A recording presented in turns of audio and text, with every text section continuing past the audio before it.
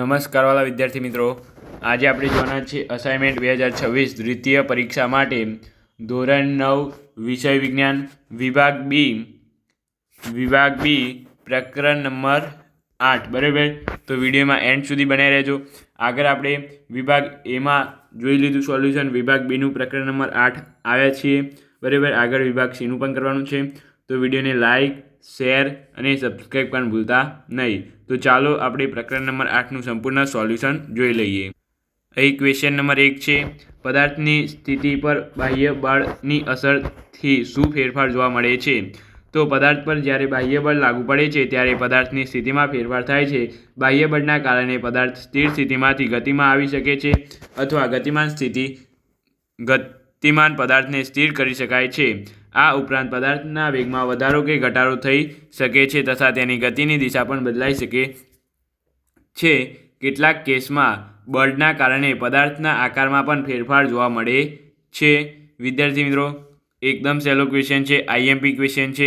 ફરી એકવાર સમજી લઈએ કે પદાર્થની સ્થિતિ પર બાહ્ય બળથી અસર એટલે કે બાહ્ય બળ આપવામાં આવે તો શું અસર થાય છે, તેના ફેરફાર શું થાય છે એ આપણે અહીંયા કહેવાનું છે. જ્યારે પદાર્થ પર બાહ્ય બળ લાગુ પડે છે ત્યારે પદાર્થની સ્થિતિમાં ફેરફાર થાય છે.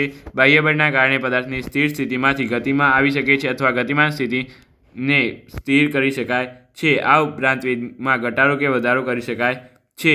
તેની ગતિની દિશા પણ બદલાઈ શકે છે. કેટલાક કેસમાં બળના કારણે પદાર્થના આકારમાં પણ ફેરફાર જોવા મળે છે. એકદમ સહેલું છે, 2 થી 3 વાર રીડ કરશો તો 100% આવડે એવો ક્વેશ્ચન છે.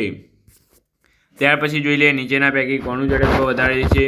અહીંયા રબરનો દડો અને તેટલા જ પરિમાણવાળા લોખંડનો ગોળો. તો અહીં જવાબ આવશે તેટલા જ પરિમાણવાળા રબરના દડાની તુલનામાં લોખંડના ગોળાનું દળ વધારે છે. જડત્વ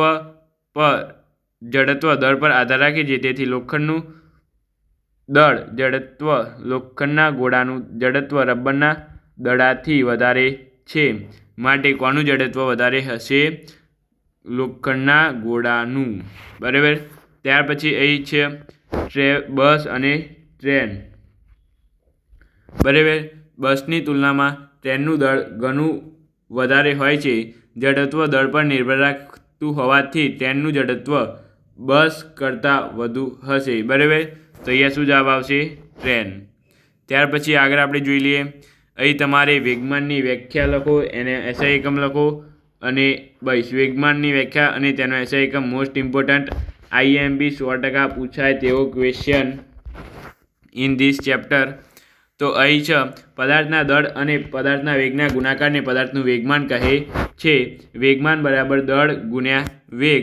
વેગમાનને આપણે ટૂંકમાં આ રીતે લખી શકાય. વેગમાન એટલે શું? તો વેગમાન એટલે દળ ગુણ્યા વેગના ગુણાકારને પદાર્થનું વેગમાન કહે છે. વેગમાનનો એસઆઈ એકમ કિલોગ્રામ મીટર સેકન્ડ ઇન્વર્સ છે, એટલે કે કિલોગ્રામ મીટર પ્રતિ સેકન્ડ. બરાબર, એમ પણ વાંચી શકાય. એકદમ આઈએમપી ક્વેશ્ચન છે અને એકદમ સરળ ક્વેશ્ચન છે. 2 થી 3 વાર રીડ કરશો તો આવડી જશે. તો આ ક્વેશ્ચન 100% તૈયાર કરી નાખજો પેપરમાં. બરાબર, આવશે તમારે આ. ત્યાર પછી છે કરાટેનો ખેલાડી કઈ રીતે એક જ ઝટકામાં બરફની પાટને તોડી નાખે છે? વૈજ્ઞાનિક કારણ આપવાનું છે. આ પણ એકદમ સિમ્પલ અને સાદું વૈજ્ઞાનિક કારણ છે, આવડી જાય એવું જ છે. તો કરાટેનો ખેલાડી ખૂબ જ ઓછા સમયમાં હાથનો વેગ ખૂબ જ વધારે કરે છે. સમય ઓછો હોવાથી બળનું મૂલ્ય ખૂબ જ મોટું બને છે. આ વધારે બળના કારણે બરફની પાટ પર તીવ્ર અસર થાય છે અને તૂટી જાય છે. બરાબર, જે ખેલાડી હોય છે ને એ ખૂબ જ ઓછા સમયમાં હાથનો વેગ ખૂબ જ વધારે હોય. બરાબર, એટલે કે ખૂબ જ ઓછા સમયમાં બરફની કરાટેનો ખેલાડી એક જ ઝટકામાં બરફની પાટને તોડી નાખે છે.